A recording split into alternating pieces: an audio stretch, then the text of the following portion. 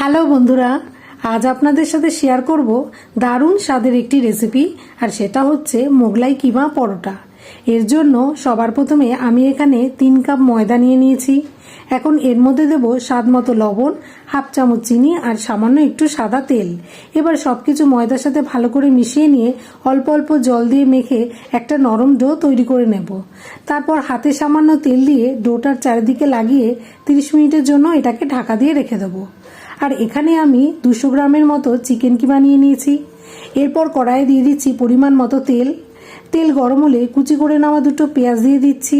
এখন পেঁয়াজটাকে হালকা বাদামি করে ভেজে নিয়ে দিচ্ছি চিকেন কিমাটা।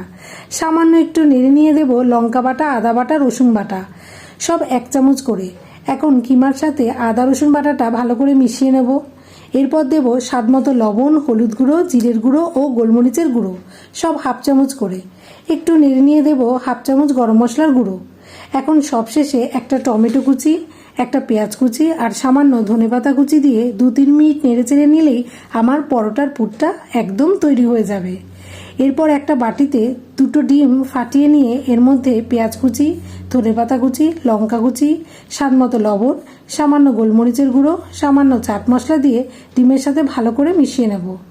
এবার ময়দার ডোটা থেকে একটা বড় সাইজের লেচি কেটে নেব আর সামান্য একটু তেল দিয়ে পরোটাটাকে বেলে নেব। একটু পাতলা করেই বেলতে হবে। বেশি বড় সাইজের পরোটা আমি বেলছি না ভয়ে যদি পরোটাটা ফেটে যায়, তাই আমি মাঝারি সাইজেরই পরোটা বেলে নিয়েছি। এরপর এটাকে ফোল্ড করে দেব। একটা সাইড প্রথমে ফোল্ড করলাম, তারপর তার অপোজিট সাইডটাও ফোল্ড করলাম। এবার ঠিক মাঝখানে চিকেন কিমার পুরটা দিয়ে দিচ্ছি, ঠিক এইভাবে। তারপর পুরটার ওপরে সুন্দরভাবে ডিমের ব্যাটারটা দিয়ে দিচ্ছি। এবার বাকি দুধারও ফোল্ড করে দিলাম আর হাত দিয়ে একটু চেপে দেব। এখন একটা গরম কড়াইয়ের মধ্যে পরোটাটা দিয়ে দিচ্ছি। আগে এটাকে আমি ভালো করে এপিট ওপিট একটু সেঁকে নেব। তারপর পরোটার চারপাশে দিয়ে দিচ্ছি সাদা তেল।